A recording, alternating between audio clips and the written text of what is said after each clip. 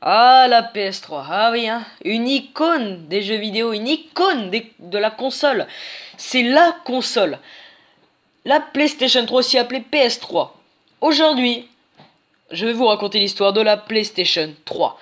Salut à tous, j'espère que vous allez bien. Donc on est parti pour la vidéo. Tout commence pour la PlayStation 3 en mai 2005. Sony dévoile officiellement sa nouvelle console à l'E3. La date de sortie est prévue pour automne 2006. La PlayStation 3 intégrera un processeur central, le Cell, conçu avec Toshiba et IBM qui tournera à 3,2 GHz, et d'un processeur graphique RSX conçu par Nvidia. Sony lance le lecteur Blu-ray, la PlayStation 3 intégrera aussi une connexion Wi-Fi ainsi qu'une entrée HDMI qui pourra se connecter à vos télés actuelles. Deux modèles seront mis en vente au début 2006 avec le 60 Go et le 20 Go de disque dur. Et les premiers modèles vendus auront la rétrocompatibilité avec les jeux PS1 et PS2. La PS3 est mise en vente sur le marché le 11 novembre 2006 au Japon, la semaine suivante aux États-Unis. Un souci au niveau d'approvisionnement des lasers bleus du lecteur Blu-ray freine la sortie en Europe. Elle se fera finalement en mars 2007. Deux modèles sortiront, dont le 60 Go de disque dur qui s'élève à 599 €, ce qui en fait la console la plus chère de cette époque. Certains modèles vont perdre la rétrocompatibilité avec la PlayStation 2 mais pas la PlayStation 1. D'autres vont avoir une carte mémoire et d'autres non. Enfin, beaucoup de bordel. Donc après nous avons la PS3 Slim qui sort en fin 2009, moins grosse avec un peu plus de disque dur que la Fat. La première. Un modèle super slim, appelé aussi ultra slim, sortira en 2012 avec un disque dur de 250 ou 500 Go.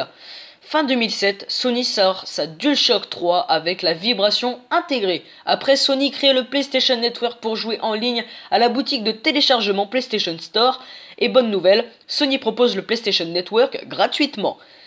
Puis Sony sort en 2010 le PlayStation Plus qui est un service amélioré du PlayStation Network où on peut tester des jeux ainsi avoir des mises à jour automatiques pour les jeux et le système. Mais petit bémol, le PlayStation Plus est payant. PlayStation Plus, c'est plus sur PS4 que ça va se passer. PS3, c'est tout le temps gratuit. Ça, on en est sûr. Pour les PS3, que ce soit Fat, Slim ou Ultra Slim, ou Super Slim comme vous voulez, il y a différents coloris. Il y a d'autres coloris que la couleur noire de base. Il y a des coloris collector. Donc, en collector, il y a des éditions spéciales en plus. Il y a bleu, rouge, il y a blanc et il y a silver, gris si vous préférez. Il y a des éditions spéciales, par exemple l'édition Call of Duty avec la PlayStation en silver et l'édition Gran Turismo avec la couleur bleue.